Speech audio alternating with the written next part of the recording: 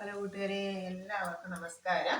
നമ്മൾ ഇന്ന് വെണ്ടയ്ക്ക കൊണ്ട് ഒരു തീയൽ ഒരു കറിയാണ് തയ്യാറാക്കാൻ പോകുന്നത്. വളരെ എളുപ്പത്തിൽ തയ്യാറാക്കാൻ പറ്റിയ ഒരു തീയലാണ്. അതിനായിട്ട് നമ്മൾ വെണ്ടയ്ക്ക, പച്ചമുളക്, ഉള്ളി, ചെറുള്ളി എന്നിവ ചെറുതായിട്ട് അരിഞ്ഞ് നമ്മൾ കടുക് താളിച്ച എണ്ണയിലേക്ക് ഇട്ടിട്ടുണ്ടായിരുന്നു. അപ്പം വെണ്ടയ്ക്ക ഈ കൂട്ടൊന്ന് വഴന്ന് കിട്ടുന്നതിനായിട്ട്. അപ്പം ഇത് നന്നായിട്ട് വഴന്ന് വന്നിട്ടുണ്ട്. നമ്മൾ വളരെ എളുപ്പത്തിൽ തയ്യാറാക്കുന്നതാണ്.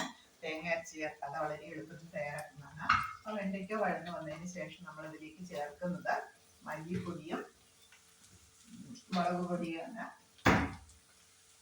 അപ്പം നമുക്ക് ഇതിലേക്ക് ചാറാക്കാൻ വേണ്ടിയിട്ട് ഒരു സ്പൂണോളം മല്ലിപ്പൊടി നമ്മൾ ചേർത്ത് കൊടുക്കും.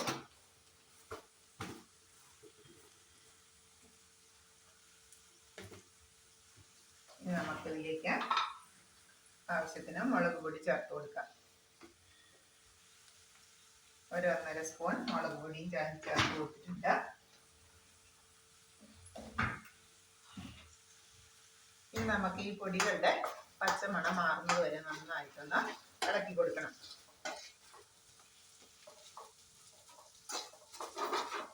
മല്ലിപ്പൊടിയുടെയും മുളക് പൊടിയുടെയും പച്ചമണം ഒന്ന് മാറി കിട്ടുന്നതിന് വേണ്ടിയിട്ട് നമ്മൾ നന്നായിട്ടൊന്ന് മുളക് മുപ്പിച്ചെടുക്കണം.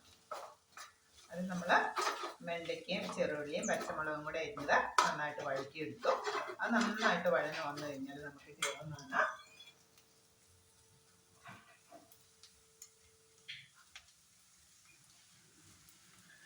അതിന് ആവശ്യത്തിനുള്ള കളർ കിട്ടുന്നതിന് ആവശ്യത്തിനുള്ള മുളക് പൊടിയും മല്ലിപ്പൊടിയും കൂടെ നമ്മൾ ചേർത്ത് കൊടുത്തു.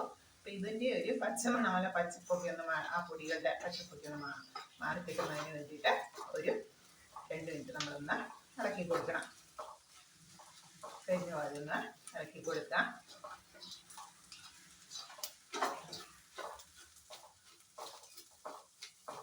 നമ്മൾ ഇതുവരെ വെണ്ടയ്ക്കയിലേക്ക് നമ്മൾ ഉപ്പ് ചേർത്തിട്ടില്ലായിരുന്നു കേട്ടോ. ഇനി നമുക്ക് ഉപ്പ് നീരായിട്ടില്ല. ഈ മുളകൊക്കെ ഒന്ന് വഴന്ന് വന്ന് കഴിയുമ്പോഴത്തേക്ക് നമുക്കതിൻ്റെ ഉപ്പ് നീരാവശ്യത്തിന് ചാറിലേക്ക് ഒഴിച്ചു കൊടുക്കാം.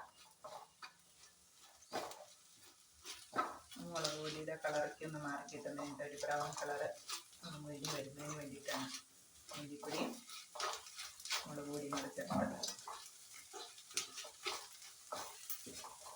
ചെമ്പിലിട്ടാണെങ്കിൽ പെട്ടെന്ന് ഇതാവും.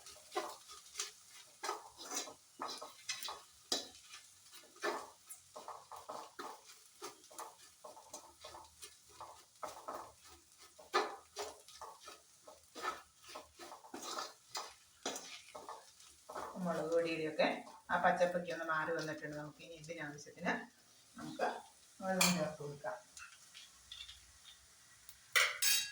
അത് നമ്മൾ ഉപ്പ് ചേർത്ത് കൊടുക്കുക. അപ്പം നമ്മൾ ഉപ്പ് ചേർത്തിട്ടില്ലായിരുന്നു. അപ്പോൾ എല്ലാത്തിനും കൂടെ പിടിക്കാൻ ഉപ്പ് നീരാണ് ചേർത്ത് കൊടുക്കുക. ഉപ്പ് ചേർത്ത് കൊടുത്തു. ഇനി നമുക്ക് വെള്ളം കൂടി ചേർത്ത് കൊടുക്കാം. അധികം ചാറ് വേണ്ട.